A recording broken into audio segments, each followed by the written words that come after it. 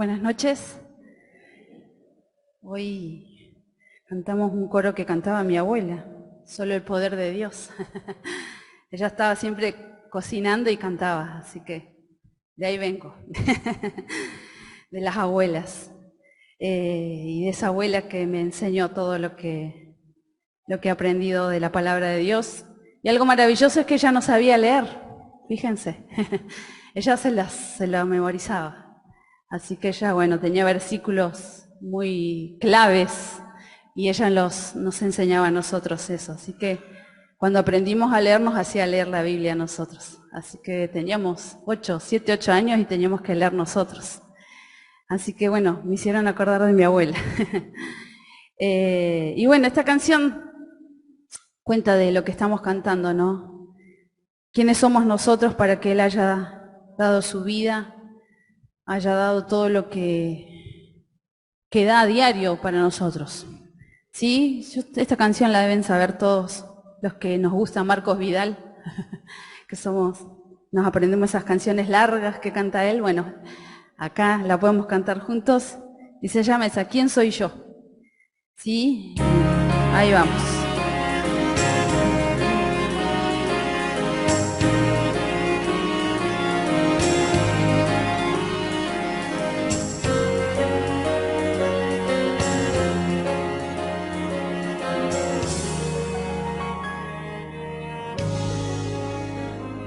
No sé cómo, pero tengo esperanza.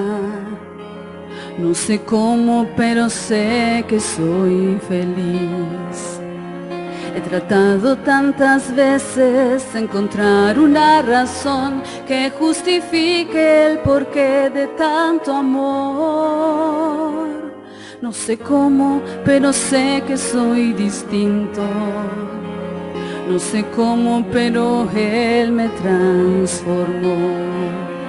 Y no fue mi propio esfuerzo el que me hizo ver la luz. Fue su sangre derramada en la cruz. Otra vez ante ti, en humilde oración.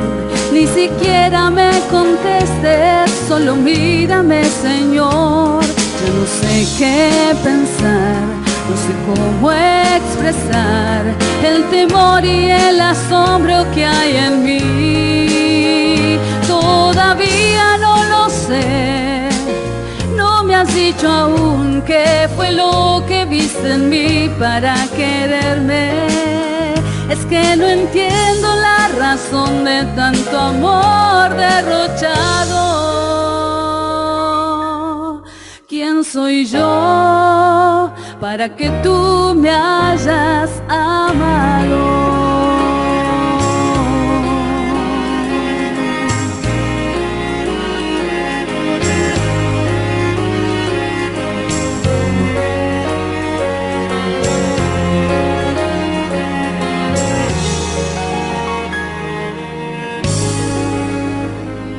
No sé cómo, pero hay gozo en mi alma.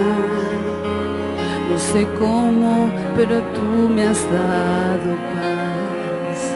Y soy libre como el sol, como la luna, como el mar. Nada puede detener tu libertad. Ya no intento comprender esta locura, palpitando el son del sol y de la luna. Solo quiero darte gracias, repetírtelo otra vez. Toma el agradecimiento de mi ser. Otra vez ante ti, en humilde oración. Ni siquiera me contestes, solo mírame, Señor. Ya no sé qué pensar.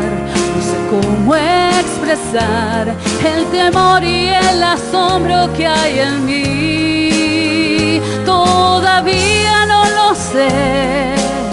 No me has dicho aún qué fue lo que viste en mí para quererme. Es que no entiendo la razón de tanto amor derrochado. ¿Quién soy yo para que tú me hayas amado. Otra vez ante ti en humilde oración, ni siquiera me contestes, solo mírame, Señor.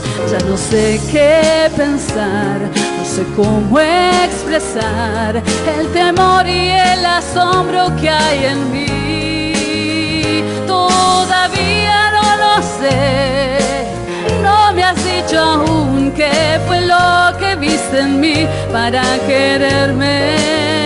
Es que no entiendo la razón de tanto amor derrochado. ¿Quién soy yo para que tú me hayas amado?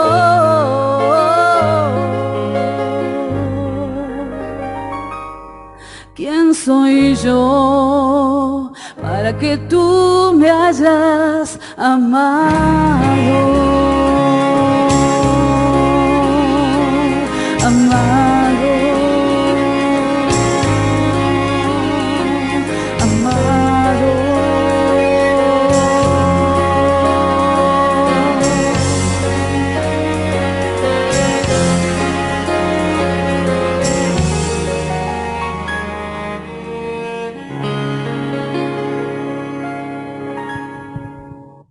Buenas noches, ¿cómo les va? Espero que hayan disfrutado tanto como yo este tiempo de alabanza. Lo disfruté muchísimo. Gracias, Laura, por la hermosa canción, porque es la pregunta que siempre nos vamos a hacer. ¿Quién soy yo para que Él me haya amado como me amó? ¿Quiénes somos para que Dios nos haya amado en la forma en que nos ha amado? Precisamente en esta noche quisiera compartir algunos pasajes que nos hablan acerca de este gran amor de Dios desde una perspectiva. Les invito a buscar en primer lugar en Mateo capítulo 27. Mateo capítulo 27. Gracias, Albi, por cada coro. La verdad que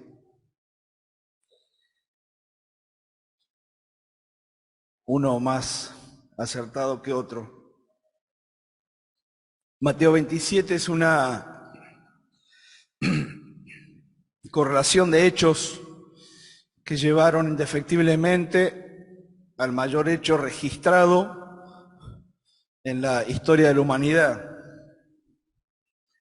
Y es que por primera y única vez una persona moriría por todos los pecadores aquí en esta tierra. Primera y única vez. Para este punto de la historia, el sistema religioso del pueblo de Israel, principalmente para el pueblo de Israel, estipulaba una serie de sacrificios que lo único que hacían era velar o tapar ante los ojos de Dios el pecado del sumo sacerdote, el pecado de su familia, el pecado de los sacerdotes y sus familias que oficiaban en el templo, y también el pecado del pueblo.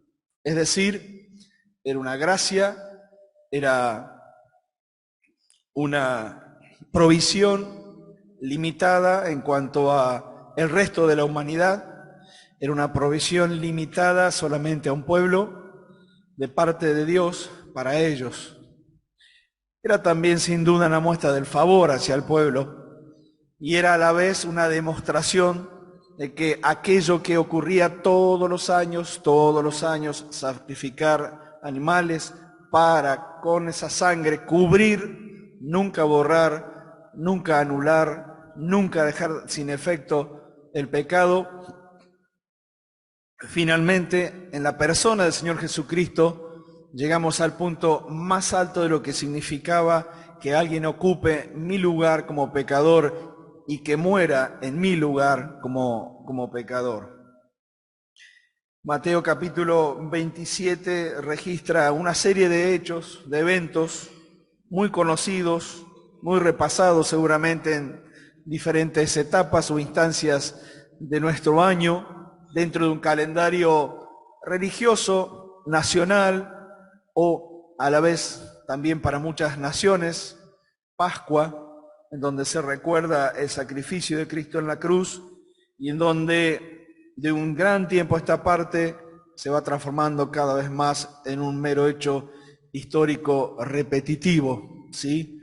Sin la sustancia y sin el reconocimiento verdadero de una humanidad que cada vez más le da la espalda a Dios y prefiere seguir aún su propio camino, salvo aquellos que hemos comprendido, que hemos aceptado, que hemos recibido la obra de Cristo en la cruz, que cambió nuestra forma de ver y de pensar, pero principalmente cambió nuestro corazón, que nos hizo nuevas criaturas, que nos hizo hijos de Dios. Es decir, el único cambio que puede modificar completa y plenamente una persona es la intervención de Dios en una persona. No meras actividades religiosas, no simplemente actitudes religiosas, nada de eso cambia. Solamente es un barniz de costumbre o de buenas costumbres, pero el cambio solamente se produce en nuestro interior cuando Dios actúa.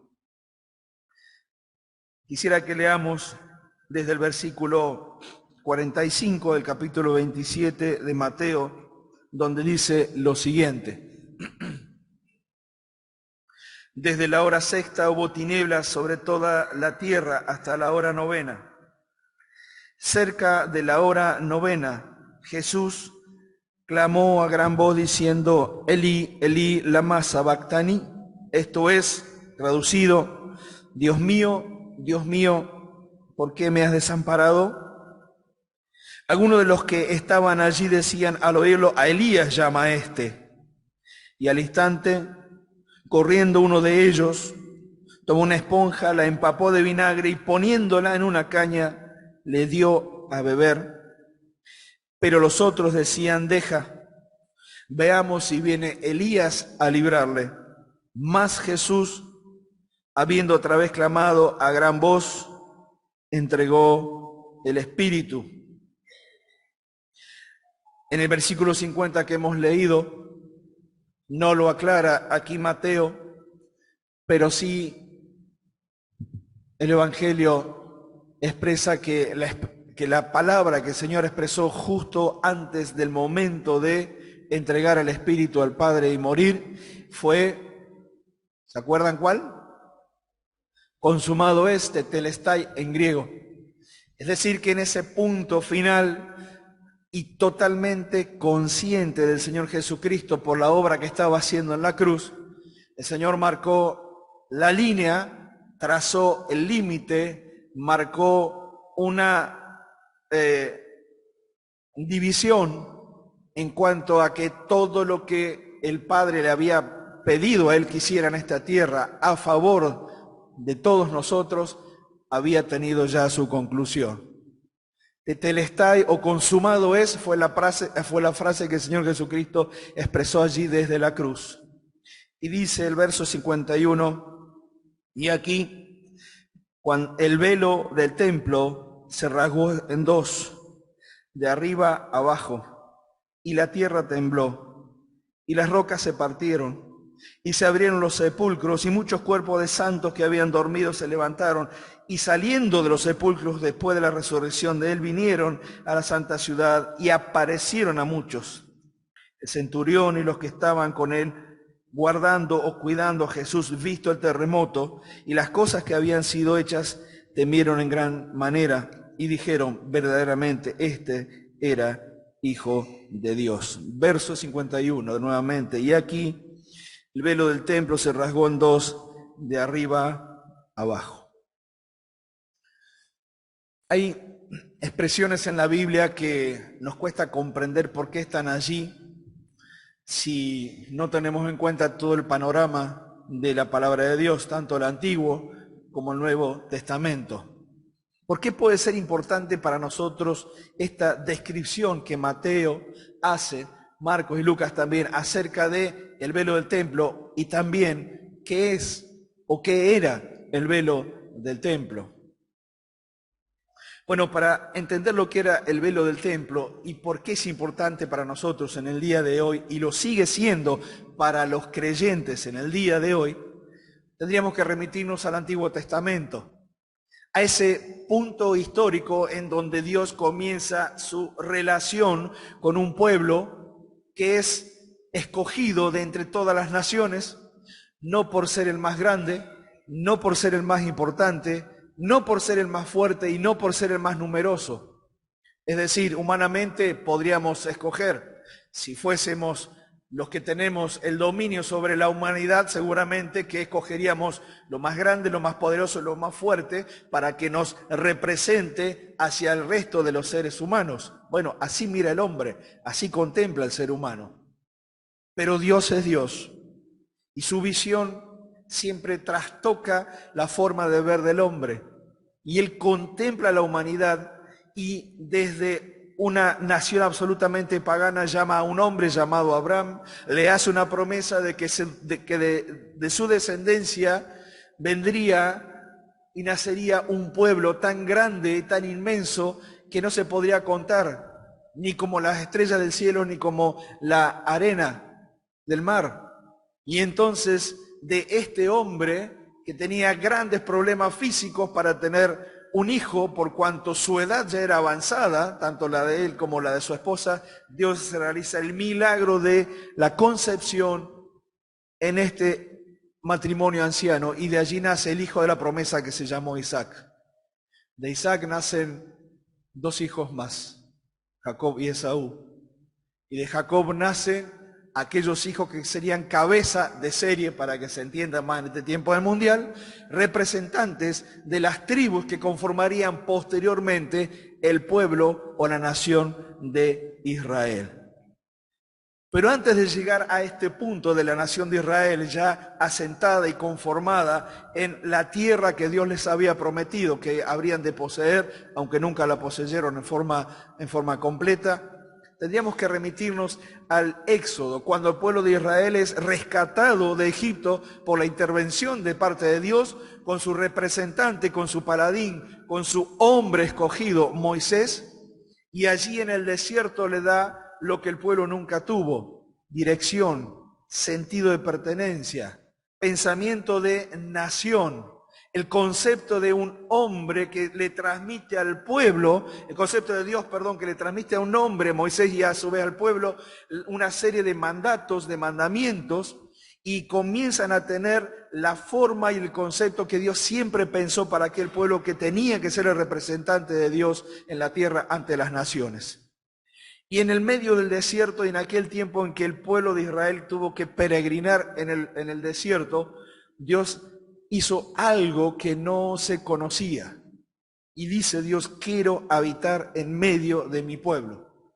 Y le envía a Moisés las instrucciones y le da las instrucciones para que busque personas preparadas para hacer una inmensa tarea de construcción de algo que no se conocía.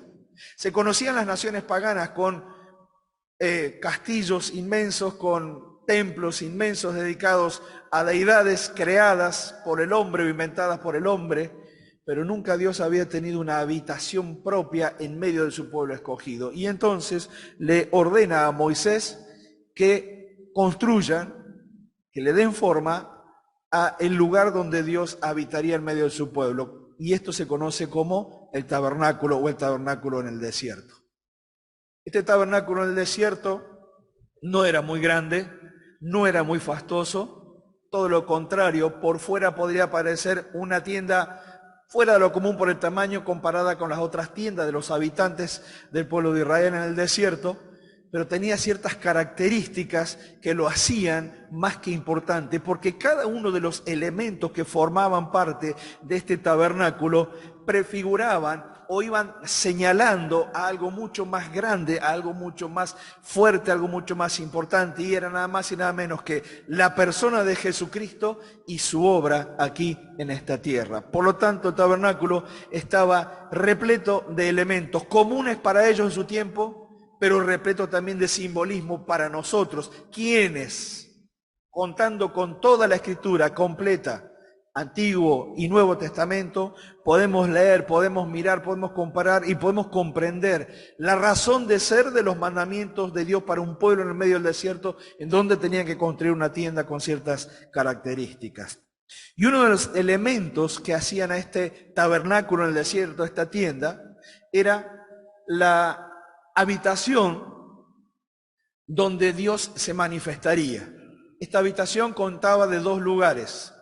El lugar más grande era conocido como un lugar santo, en donde ingresaba el sumo sacerdote, en donde ingresaban los sacerdotes y donde diariamente llevaban adelante el desarrollo del sistema religioso de su época, que se traslada posteriormente a diferentes templos construidos a lo largo de la historia.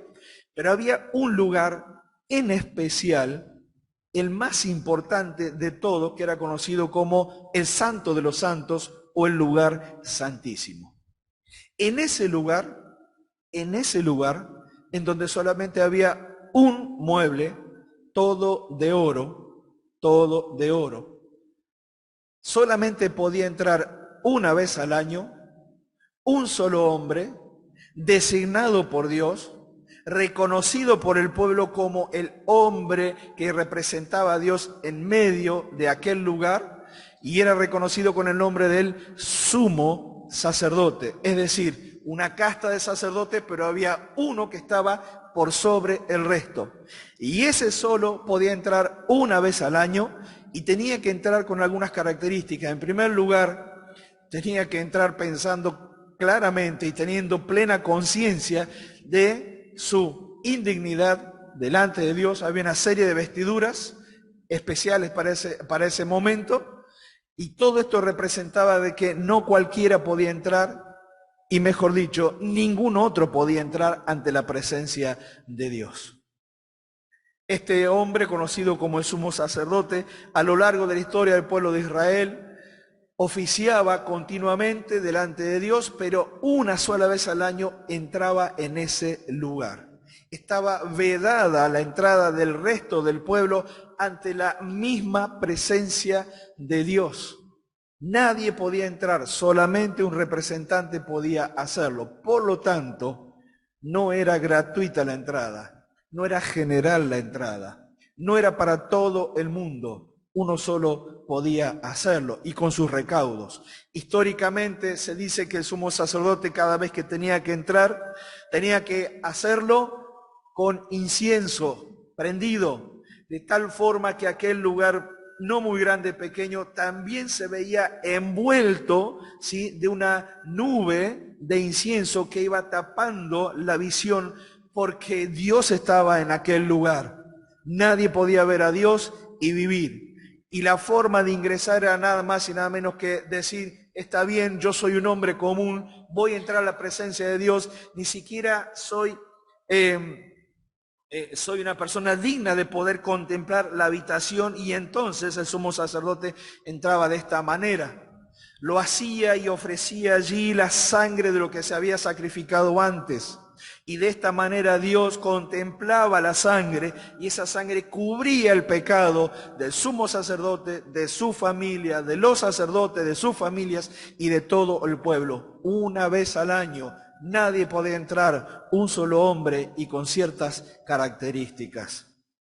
Por las dudas que el sumo sacerdote ingresara con pecados no confesados y que muriera por estar ante la presencia de Dios en esta situación de pecado, se dice que el sumo sacerdote en sus vestiduras ingresaba con ciertos elementos que indicaban a los que estaban del otro lado del velo, y aquí sí el velo, sí, una cortina que separaba los dos ambientes. Sí, los que estaban del otro lado del velo escuchaban, y escuchaban la manera en que el sumo sacerdote se movía en ese lugar, ofrecía, ofrendaba, presentaba los elementos del sacrificio. Y las vestiduras tenían una serie de campanillas, ¿sí?, que cuando ingresaban escuchaban. Cuando la campanilla no sonaba, estaban en problemas. El sumo sacerdote había ingresado de una manera en que Dios lo había fulminado, porque había ingresado con pecado. Históricamente se dice que cada vez que entraba el sumo sacerdote, su pie estaba atado con un cordón de tal manera que cuando ya no escuchaba la campanita, ¿quién entraba en ese lugar para ir a sacarlo? ¿Quién lo buscaba? Si la ordenanza era bien clara, no cualquiera podía entrar, uno solo, designado, reconocido, con condiciones de santidad y de pecados confesados. ¿Se imaginan el terror que tenían de ingresar? El miedo que tenían de entrar. Entonces la única opción que tenían era: no escuchamos la campana, pasa un tiempo, nada se mueve, a tirar muchachos de la soga y a sacar al sumo sacerdote que había muerto porque había ingresado de una manera que no era digna delante de Dios. Todo esto que estoy describiendo es nada más y nada menos que una pequeña porción de lo que significaba el sistema sacerdotal del pueblo de Israel en relación con Dios. Dios era el que había accedido a tener relación con este pueblo encadenado, oprimido, esclavizado en Egipto, porque escuchó el clamor del pueblo, porque escuchó sus quejidos, porque escuchó su dolor, y Dios accede a liberarlos y le da un ámbito de relación a través de tabernáculo en el desierto, la tienda dividida en dos, un solo hombre podía entrar. ¿A qué voy con todo esto? Que Dios estaba prefigurando lo que hemos leído hace rato en Mateo capítulo 27. Pasaron los años, pasaron los siglos, y ya el tabernáculo, a la visión del rey David, muchos siglos después, no era el lugar digno. De hecho, habían sucedido una serie de acontecimientos con respecto a dónde estaba el arca, de tener que rescatarla, de traerla de la mano de los filisteos, de el pensamiento y la visión de David de ponerla en un lugar que en forma digna representara la habitación de Dios. Y entonces Dios le dice: bueno, bien tu deseo, bien tu anhelo, excelente tu trabajo de provisión, pero no lo vas a hacer vos. El templo lo va a construir tu hijo Salomón.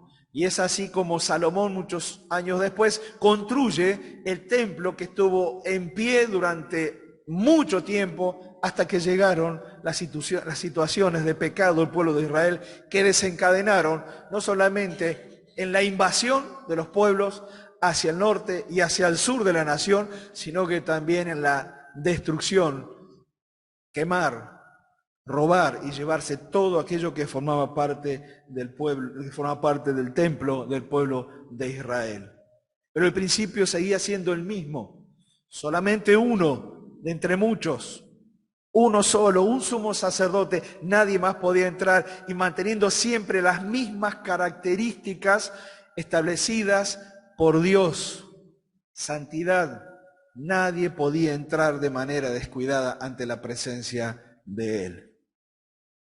Los siglos pasaron y un gobernante llamado Herodes, en el tiempo del Señor Jesucristo, un tiempo antes, construye nuevamente un templo mucho más fastuoso, por lo menos en tamaño, en donde se nos dice que una de las cosas que llamaba mucho la atención en aquel templo era el velo que separaba el lugar santo del lugar santísimo. Era mucho más alto que el velo original del templo de Salomón. 40 codos se calcula que tenía de altura, más o menos 18 metros de altura. ¿Cuánto tenemos aquí, Albi? 6,50, 3 veces más de alto el velo. No tenemos dato del ancho, pero sí tenemos el dato del grosor. Calculan que entre 10 y 15 centímetros tenía de grosor una cortina que llevaba mucho tiempo hacerla, mucho tiempo confeccionarla, y seguramente que una vez colocada ahí era un elemento muy cuidado, de tal forma que nada la estropeara.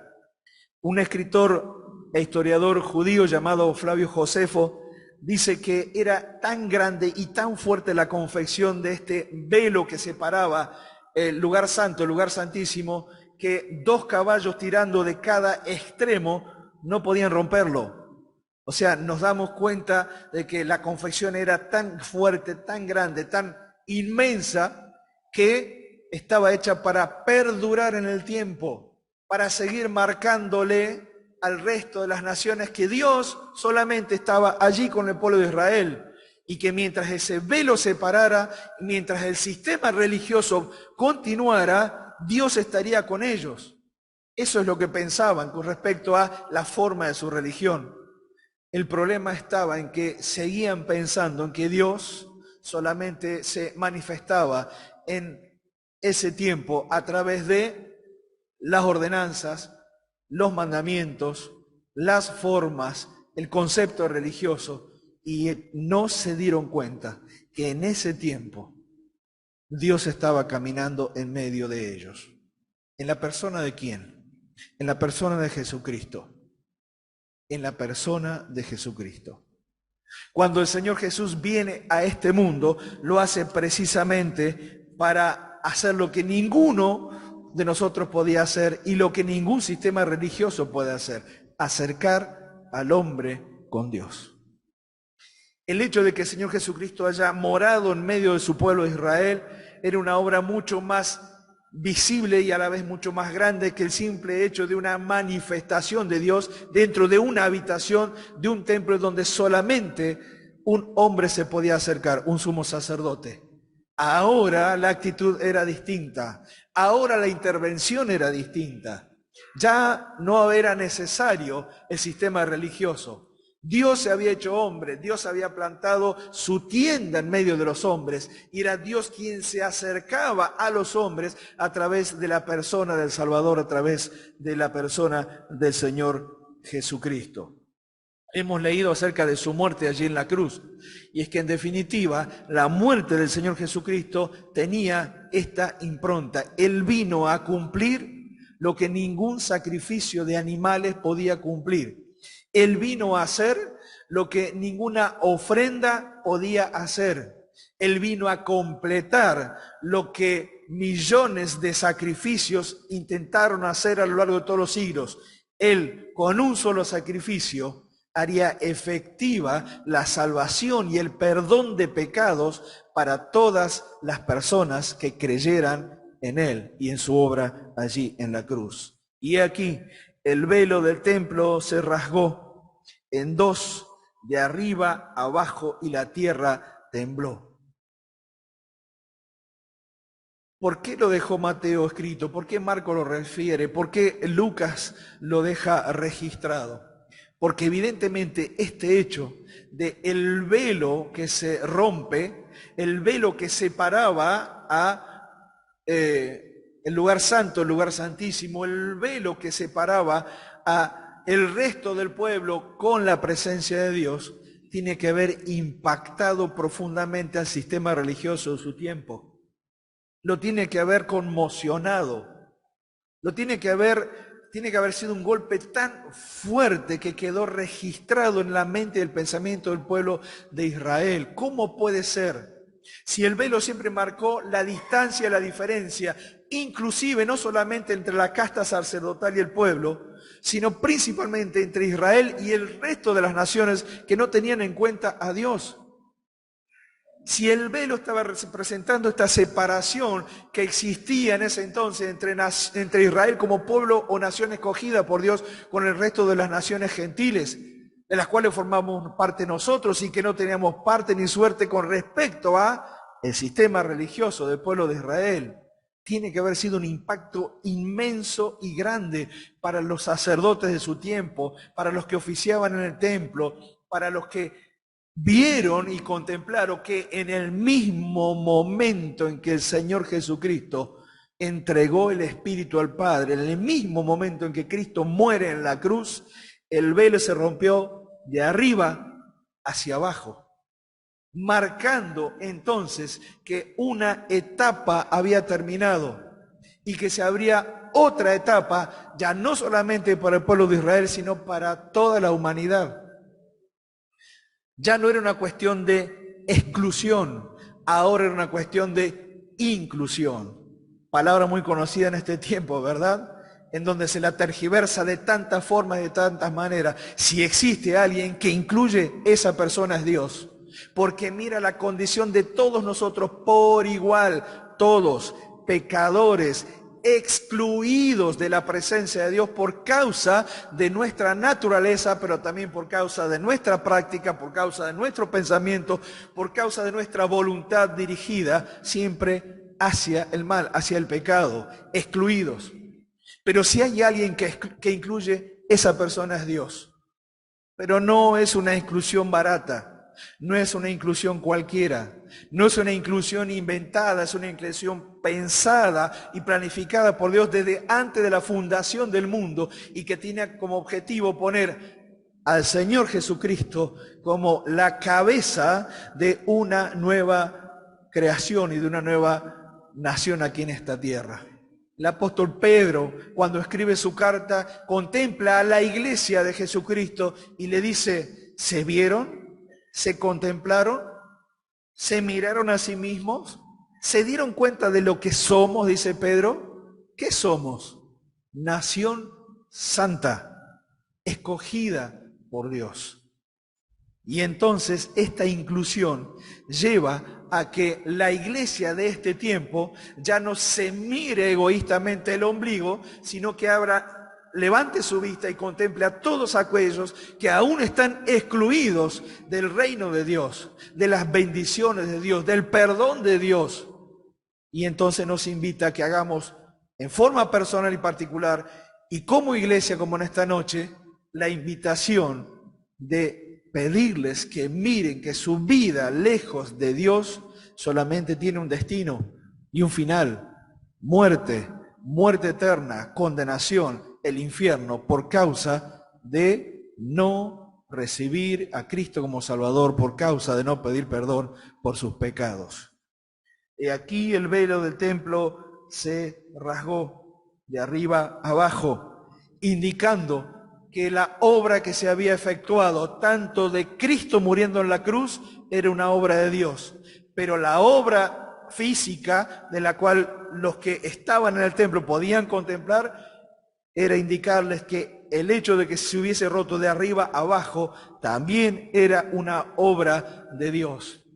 Toda una enseñanza desarrollada posteriormente por los escritores del Nuevo Testamento para darnos a comprender hoy de lo que significaba que ese velo se hubiese rasgado de arriba hacia abajo. Hay un himno hermoso de nuestro cancionero tradicional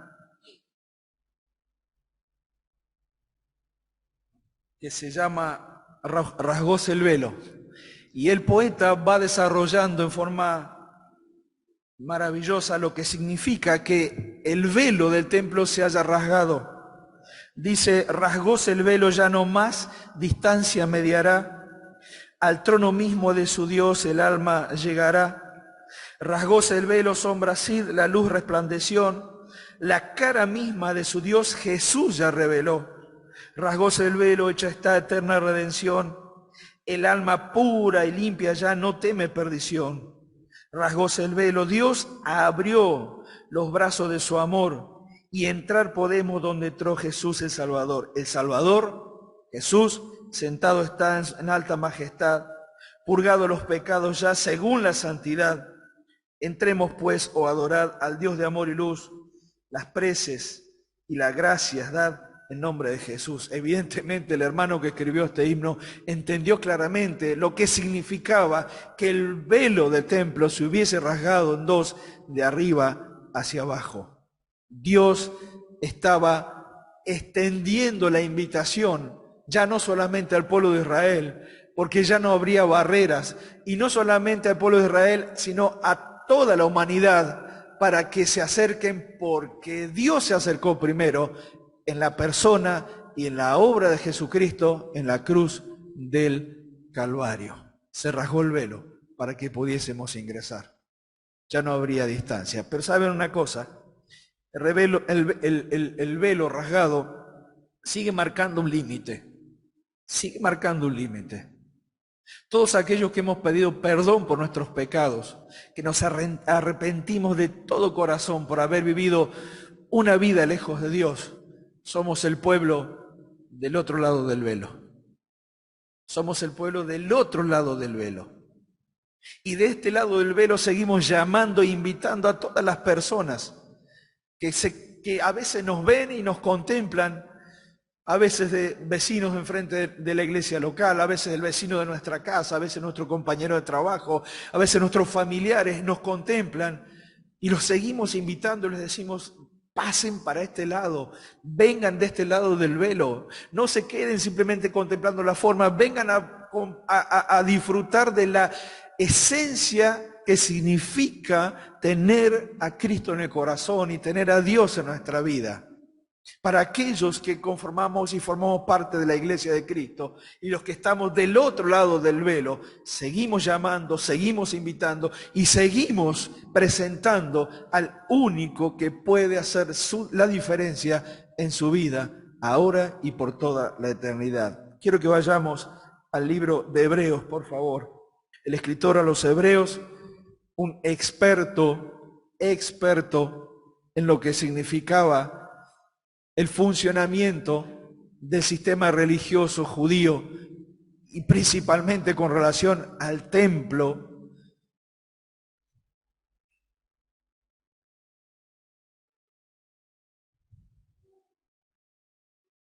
Dice en el capítulo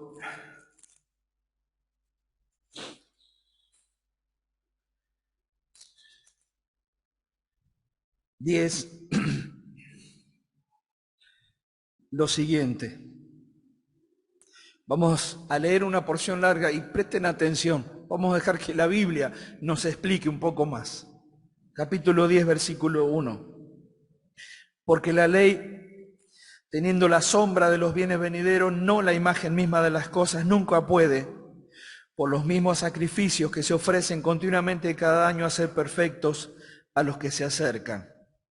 De otra manera cesarían de ofrecerse, pues los que tributan a este culto limpios una vez no tendrían ya más conciencia de pecado. ¿Qué significa?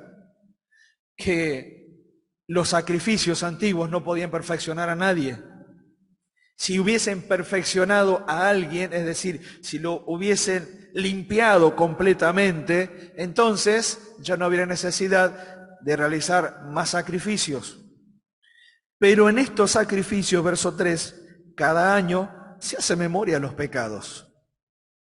Cada año se hace memoria de los pecados. Cada año el sumo sacerdote se acercaba para interceder por el pueblo y para recordar los pecados cometidos. Yo llevo esta expresión: cada año se hace memoria de los pecados, a la eternidad de las personas que parten de este mundo sin Dios, sin Cristo y sin esperanza, sin haber pedido perdón por sus pecados. Y en donde cada año de su existencia eterna, si pudiésemos medirlo en tiempo, y creo que ya no se medirá más en el tiempo humano conocido, toda la eternidad habrá memoria de los pecados, habrá memoria del rechazo de Cristo, habrá memoria de no haber querido confiar en Él. Pero en estos sacrificios cada año se hace memoria de los pecados, porque la sangre de los toros y de los machos cabríos no pueden quitar los pecados. Por lo cual, entrando en el mundo, dice: sacrificio y ofrenda no quisiste, mas me preparaste cuerpo. Esto se refiere al Señor Jesucristo. Holocausto y expiaciones por el pecado no te agradaron. Y entonces dije: he aquí que vengo, Dios, para hacer tu voluntad, como en el rollo del libro está escrito de mí. Diciendo primero: sacrificio, ofrenda y holocausto de expiaciones por el pecado no quisiste, ni te agradaron, las cuales cosas se ofrecen según la ley. Y diciendo luego: he aquí que vengo, Dios, para hacer tu voluntad, quítalo primero para establecer esto último. Y en esta voluntad somos santificados mediante la ofrenda del cuerpo de Jesucristo, hecho una vez y para siempre. Y ciertamente todo sacerdote está día tras día ministrando y ofreciendo muchas veces los mismos sacrificios que nunca pueden quitar los pecados. Pero Cristo, habiendo ofrecido una vez para siempre un solo sacrificio por los pecados, se ha sentado a la diestra de Dios. De ahí en adelante, esperando hasta que sus enemigos sean puestos por estrado de sus pies. Porque con una sola ofrenda hizo perfecto para siempre a los santificados. Y nos atestigua lo mismo el Espíritu Santo, porque después de haber dicho: este es el pacto que haré con ellos. Después de aquellos días, dice el Señor, pondré mis leyes en sus corazones y en su mente las escribiré, y añade, y nunca más me acordaré de sus pecados y transgresiones, pues donde hay remisión de estos no hay más ofrenda por el pecado. ¿Qué mejor que un experto para explicarnos lo que significaba el Antiguo Testamento y lo que significa la obra de Cristo en relación con el Antiguo Testamento? Miren, yo no sé quién escribió el libro a los Hebreos, pero gracias a Dios que existe el libro a los Hebreos, porque me permite comprender mucho más que toda aquella inmensa maquinaria religiosa apuntaba nada más y nada menos que a una sola persona. Hubo que poner tantas figuras, hubo que poner tantas explicaciones, hubo que poner tantas cosas materiales para poder explicar la inmensidad de la obra de Cristo en la cruz, que cuando uno contempla a Jesucristo dice, la verdad, Señor, que tu obra es tan grande que no alcanzaba todo el Antiguo Testamento para explicarla, y sin embargo así quedó hecho. Y entonces, este hermano que escribe esta carta a los Hebreos nos dice nada más y nada menos que lo único que finalmente completó el agrado de Dios fue nada más y nada menos que su Hijo Jesucristo muriendo en la cruz, haciendo expiación por tus pecados y por los míos. Su obra perfecta agradó al Padre. Fue sacrificio, fue oferente, fue ofrenda, fue sumo sacerdote y se presenta delante del Padre, no sin sangre, sino con su propia sangre derramada allí en la cruz del Calvario. Era necesario que el velo se rasgue, era necesario que el velo se rompa. Ya no había límite, ya la puerta estaba abierta. El mismo Salvador decía, yo soy el camino, yo soy la puerta. Y él mismo se ofrecía y se presentaba ante todo aquel que lo quiere escuchar como el único camino valedero para acercarse a Dios. ¿Por qué lo hizo? Por tu necesidad y la mía, por tu pecado y por el mío, por tu maldad y por la mía, por vivir de espaldas a Dios como alguna vez yo lo hice, porque necesitábamos que alguien nos salve. Y no había religión, no había sistema, no había maquinaria religiosa que pudiese cambiar de alguna forma, ni siquiera un poquito, mi condición de hombre pecador o tu condición de hombre y mujer pecadora delante de Él. Solamente uno, una sola vez y para siempre. El velo se rasgó para nuestro bien.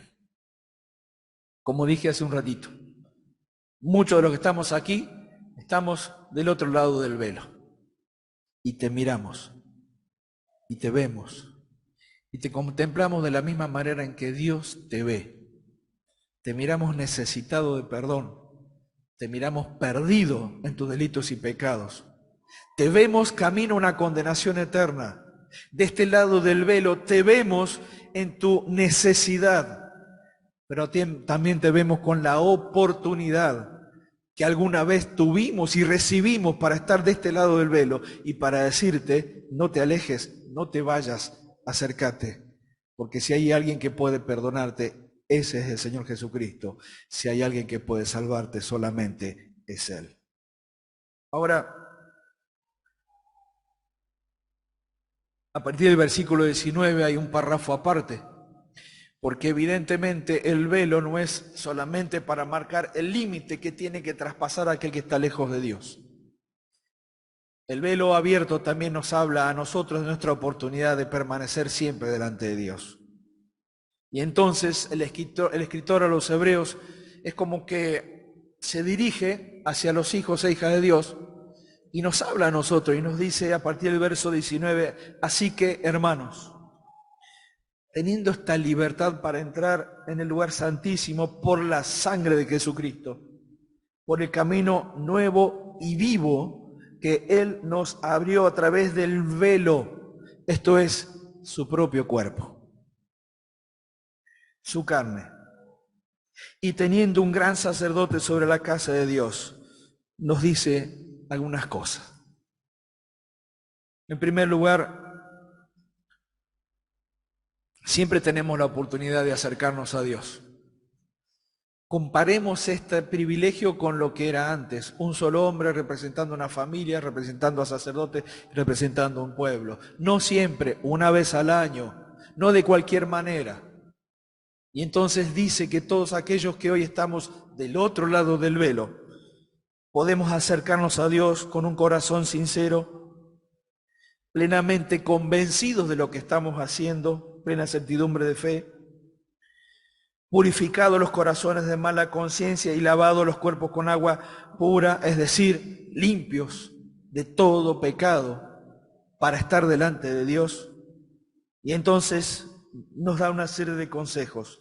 Siendo esta la condición, mantengamos firme sin fluctuar la profesión de nuestra esperanza, es decir, mantengámonos firmes en aquello que alguna vez dijimos que creíamos.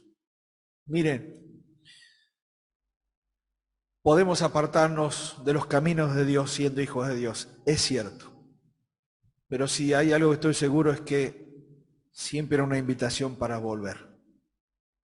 Y esa invitación para volver es nada más y nada menos que un llamado de atención a reforzar aún más el compromiso que dijimos, asumir el día que aceptamos a Cristo como Salvador. Siempre podemos volver.